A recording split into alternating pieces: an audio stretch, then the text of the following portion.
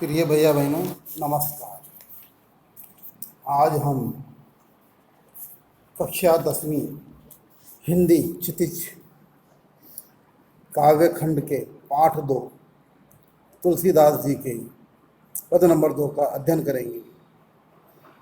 इससे पूर्व भाग 1 में हमने तुलसीदास जी की जीवनी और तुलसीदास जी के पद नंबर 1 का अध्ययन किया था। ताकि पद नंबर 2 अभी पाठ्य पुस्तक में देखिए। लखन कहा हंसी हमरे जाना, सुनऊ देव सब धनुष समाना। का क्षति लाभ जून धनु तोरे, देखा राम नयन के भोरे। चुअत टूट रघुपति हो न दोसु, मुनि बिनु काज करिए कतरोसु। बोले चितई परसु की ओरा, रेसट सुने सुभाऊ न मोरा। बालक बोली बधू नहीं तोई, केवल मुनि जड़ जा नहीं मोही। बाल ब्रह्मचारी अति कोही, विश्व विदित क्षत्रिय कुल द्रोही।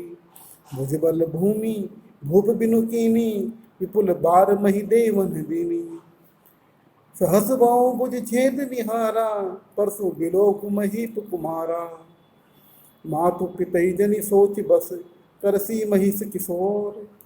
गर्भन के अर्भक दलन, परसु मोहर अति घोर।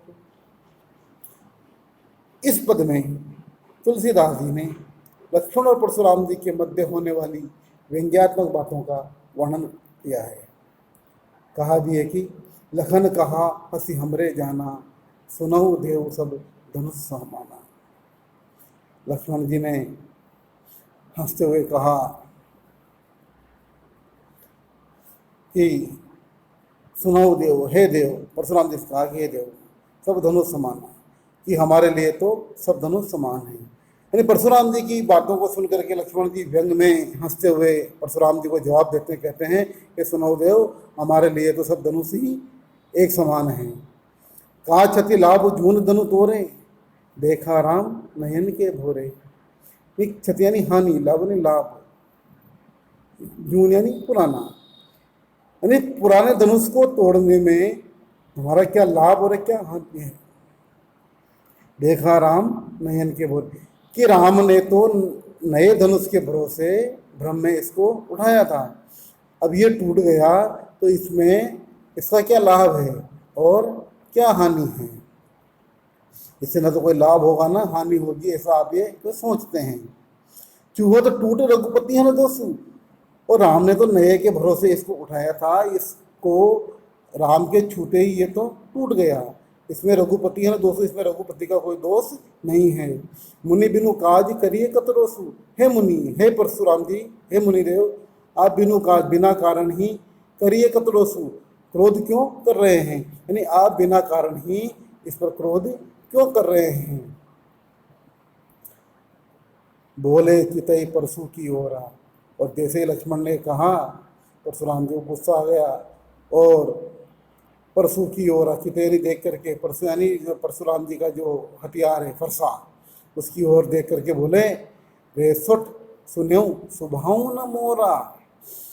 यानी कहते हैं रेशा टेरे मूर्ख, तुमने मेरे स्वभाव के बारे में नहीं सुना है। स्वभाव यानी स्वभाव, मोरा यानी मेरा। यानी परशुराम लक्ष्मण से कहते हैं अपने परसु की ओर देखते हुए कि ये मूर्ख, तुम मेरे स्वभाव के बारे में तेने नहीं सुना है। बालक बोली बधो नहीं तोई, मैं तुझे बालक समझ करके तेरा बधो यानी वध नहीं कर रहा हूँ।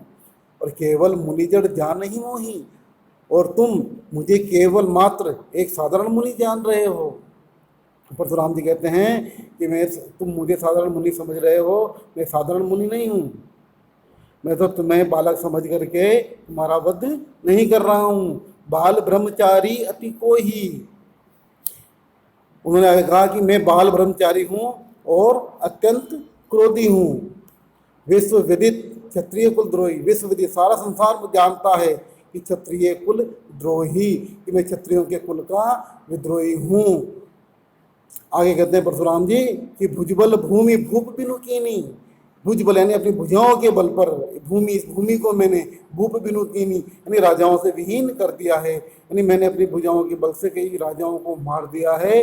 और विपुल बार यानी कई बार मही देवन दीनी, और मही देवन यानी ब्राह्मणों को, और ये भूमि राजाओं से विहीन करके, क्षत्रियों से विहीन करके मैंने ब्राह्मणों को दान में दे दी है। सहस बाहु भुज छेद निहारा। आगे परशुराम जी कहते हैं कि हे बालक, हे लक्ष्मण, मैंने ये फरसा सहस्र भाव की हजारों भुजाओं को काटने वाला है। परसों विलोक महीप कुमारा की, मेरे फरसे को देखो, हे महीप कुमार, हे राजकुमार, हे राजा के पुत्र, विलोक देखो फरसे ने मेरे फरसे को, सहस भाव भुज छेद निहारा, इसने सहस भाव जो राजा था उसकी हजारों भुजाओं को काट दिया है। आगे कहते हैं परशुराम जी, मातु पितई जनी सोच बस, यानी तुम अपने माता पिता को शोकग्रस्त मत करो। मातु पिता जनी सोच बस, करसी महेश किशोर, हे राजकुमार, हे महेश किशोर, हे राजकुमार, तुम अपने स्वभाव से मुझे क्रोधित करके अपने माता पिता को शोक में मत डालो, क्योंकि गर्भन के अर्भक दलन परसु मोर अति घोर। गर्भ यानी गर्भ में, अर्भक यानी बच्चे, दलन यानी उनका मर्दन करना, उनको मार देना, परसु मोर अति घोर, यानी घोर यानी भयानक, अति यानी बहुत ज़्यादा, यानी कि जो मेरा फरसा है इसने गर्भ में ही शिशुओं का वध कर दिया है, शिशुओं का मर्दन करने वाला ये अत्यंत भयानक फरसा है। कहने भाव है कि दूसरे पद में तुलसीदास जी ने परशुराम जी के द्वारा लक्ष्मण को मूर्ख व जड़ बताया है, तथा अपने फरसे की प्रशंसा करते हुए उसे बड़ा ही भयानक बताया है। तो ये रहे तुलसीदास जी का दूसरा पद। अब हम इसी कड़ी में पद नंबर 3 को देखेंगे।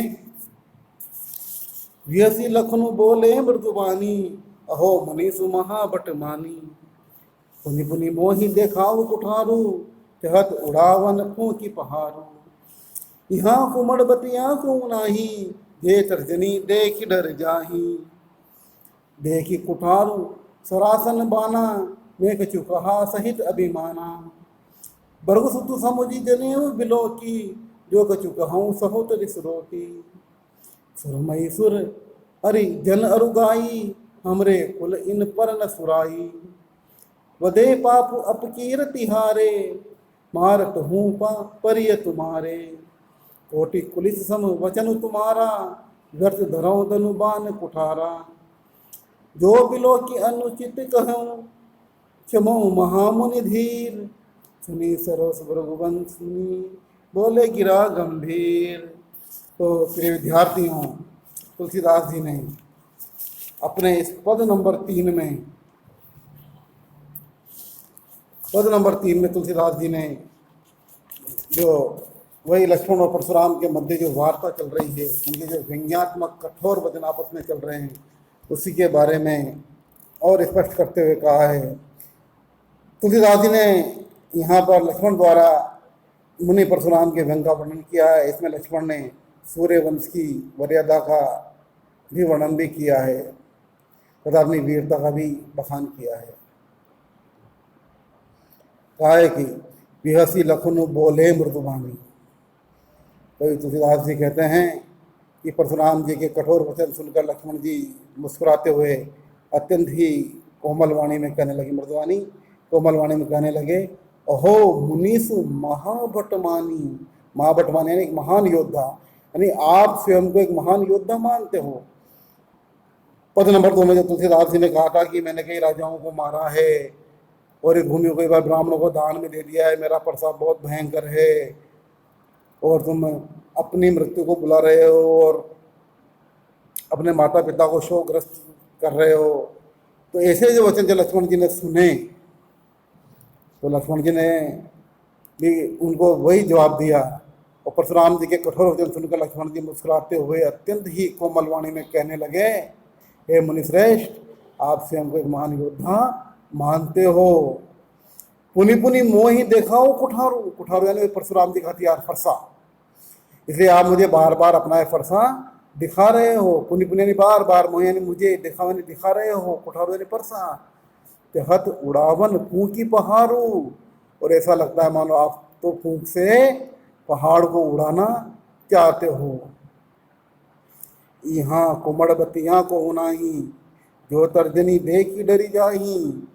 आगे लक्ष्मण कहते हैं कि हे मुनिश्रेष्ठ, यहाँ पर कुमड़बत्तियाँ यानी रुई की बत्ती के समान कोई कोमल नहीं है, यानी यहाँ कोई छुई मुई का पौधा नहीं है कि तर्जनी देख ही डर जाएंगे। अर्थात हम कोई छुई मुई का पौधा नहीं है कि आपकी तर्जनी उंगली देख करके ही कुमला जाए यानी डर जाएंगे। आगे कहते हैं कि देखी कुठारो सरासन बाना, मैं कछु कहा सहित अभिमाना। तो हे मुनिवर, मैंने आपके हाथ में फरसा और कंधे पर देखी कुठारो, कुठारो यानी फरसा, सरासन बाना यानी तुणी और बाण, कि मैंने आपके कंधे के ऊपर हाथ में फरसा और कंधे पर धनुष को देखकर ही अभिमान पूर्वक कुछ कह दिया है। मैं कुछ कहा सही तभी माना, मैंने अभिमान पूर्वक कुछ कह दिया है। भृगुसुत समुझी जनेऊ बिलोकी। आगे लक्ष्मण कहते हैं कि आपको भृगु ऋषि के पुत्र, भृगुसुत यानी भृगु ऋषि के पुत्र समझकर, और आपको जनेऊ यानी यज्ञोपवीत जो गले में धारण की जाती है, यज्ञोपवीत देखकर मैंने आपको ब्राह्मण जाना, इसलिए मैं अपना क्रोध रोककर, आगे कहा है उन्होंने, जो कुछ कहूँ सहूत रिस रोकी यानी क्रोध को रोक करके, इसलिए मैं अपना क्रोध रोक करके आपको सभी उचित अनुचित बातें सुना रहा हूँ। आगे लक्ष्मण कहते हैं कि सुर मई सुर अरिजन अरुगाई, हमरे कुल इन पर न सुराई। आगे कहते हैं 4 नाम इसके अंदर लक्ष्मण जी ने बताए हैं। क्या क्या नाम बताएं? सुर मई सुर हरिजन अरुगाई, यानी सुर यानी देवता, महीसुर ब्राह्मण, हरिजन भक्त, अरुगाई और गाय। यानी लक्ष्मण जी कहते हैं कि हमारे कुल में देवता, ब्राह्मण, भक्तजन और गाय पर, हमारे कुल इन पर न सुराय, सुराय यानी वीरता, इन पर वीरता का प्रदर्शन नहीं किया जाता। क्यों? वधे पाप अपकीर्ति हारे, मारत हूँ या परिय तुम्हारे। उन्होंने आगे कहा है कि इनका वध करने पर हमें पाप लगता है, अपकीर्तियां, और हार जाने पर क्या होता है? संसार में अपयश होता है। यानी देवता, ब्राह्मण, भक्त, भगवान के भक्त और गाय, इनको मारने से तो पाप लगता है, और यदि हम इनसे हार जाएं तो वो क्षत्रिय होकर के इनसे हार गए, यानी हमारा अपयश इस संसार में होता है। आगे कहा उन्होंने कि आप ब्राह्मण हैं, इसलिए आप मुझे मार भी दे तो भी मैं आपके चरणों में ही पड़ा रहूंगा। आगे कहा कि कोटि कुलिस सम वचन तुम्हारा, व्यर्थ धरऊं धनु बाण उठारा। उन्होंने कहा कि परशुराम जी, आपके वचन तो वैसे ही करोड़ों वज्रों के समान कठोर है, कोटि कनिक करोड़ों, पुलिस समानी वज्र के समान वचन तुम्हारे वचन हैं। व्यर्थ धरऊं धनु बाण उठारा, तो फिर आप ये धनुष और बाण फरसा व्यर्थ नहीं लेकर क्यों घूमते हैं? यानी आपके तो वचन ही वज्र के समान कठोर हैं, फिर आप ये धनुष बाण और फरसे को लेकर के क्यों घूमते हैं? जो विलो की अनुचित कहूँ क्षमाऊँ महामुनि धीर। आगे लक्ष्मण कहते हैं कि मैंने आपका जो स्वरूप देखा, जो विलो की जो देखा, जो आपका स्वरूप देखा, उसके अनुसार ही मैंने सब कुछ कहा है। यदि कुछ अनुचित कहूँ, अनुचित कहा हो, क्षमाऊँ महामुनि धीर, तो हे महामुनि मुझे क्षमा कर देना। सुनी सरोस भृगुवंश मुनि, बोले गिरा गंभीर, गिरा यानी वाणी, गंभीर यानी गंभीर वाणी में, तो भृगुवंश मुनि परशुराम जी। तो लक्ष्मण के व्यंग्यपूर्ण वचन सुनकर परशुराम जी भी क्रोध सहित गंभीर वाणी में कहने लगे।